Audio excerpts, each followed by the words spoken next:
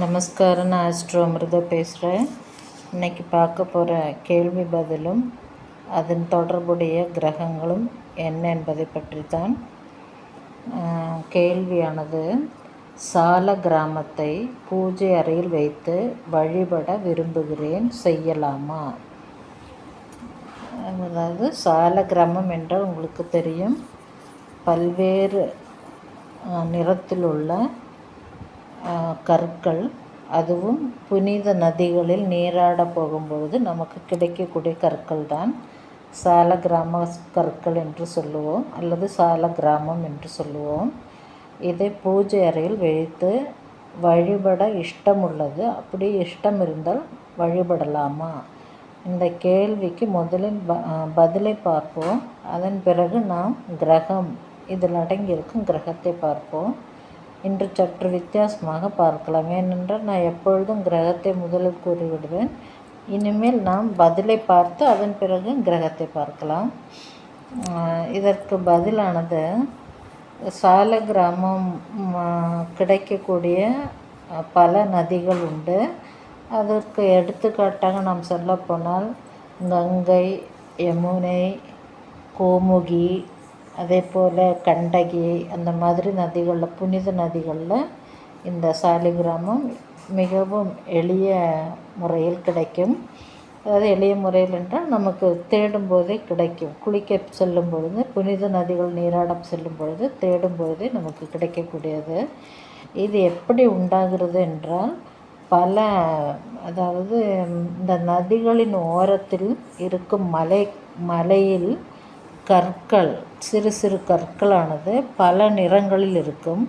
அந்த சிறு சிறு கற்கள் நதி ஓரத்தில் உள்ள மலையில் இருந்து அப்படியே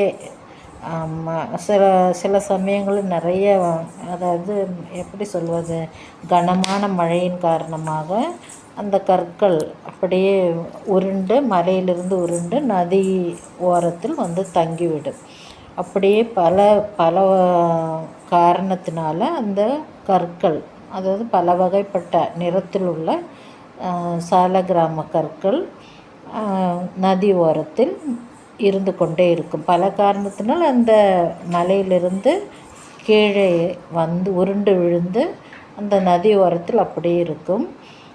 இந்த உருண்டு விழுந்த கற்களைத்தான் நாம், அதாவது கங்கை நதியிலோ அல்லது கண்டகி நதியிலோ அல்லது கோமுகி அல்லது யமுனை, இந்த மாதிரி நதிகளை குளிக்க சொல்லும்போது நமக்கு மிக எளிதான, அதே மாதிரி மிகவும் எப்படி சொல்வது, அதாவது ரொம்ப சிரமப்படாமல் நமக்கு அந்த சாலை கிராம கற்கள் கிடைக்கும்.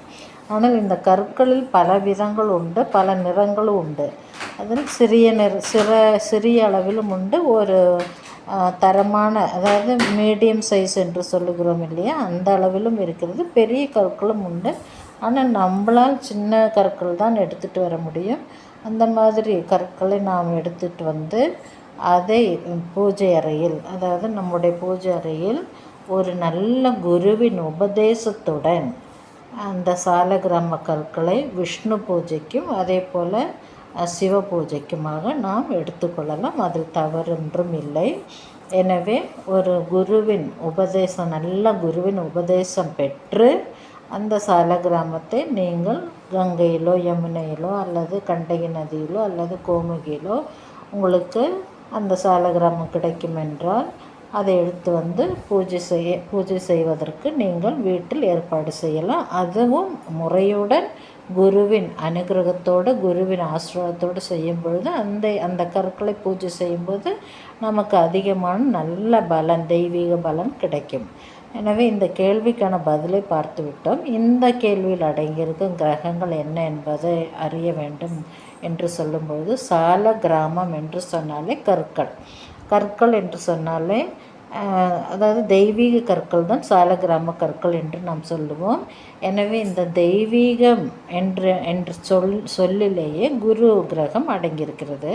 மேலும் சால கிராம அந்த மாதிரி சொற்றொடரில் இருக்கும் பொருள் என்னவென்றால் கல் என்ற பொருளை உணர்த்தக்கூடியதான் சால கிராமம்.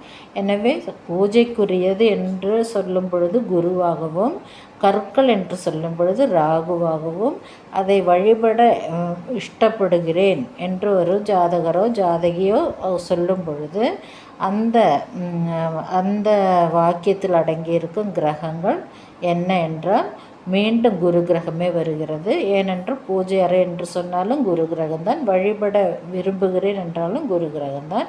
எனவே சாலக்கிராம கற்களை பூஜை அறையில் வைத்து நல்லபடி நாம் வழிபடலாம். ஒரு நல்ல குருவின் உபதேசத்துடன் இந்த கேள்வியில் அடங்கியிருக்கும் கிரகங்கள் முறைப்படி பார்த்தால் குரு கிரகமும் ராகு கிரகமும். எனவே இந்த வீடியோ உங்களுக்கு பிடித்திருந்தால் மற்றவருக்கு ஷேர் செய்வோம். அதேபோல் சப்ஸ்கிரைப் செய்ய மறக்க வேண்டாம். Bye from Astro Amrita.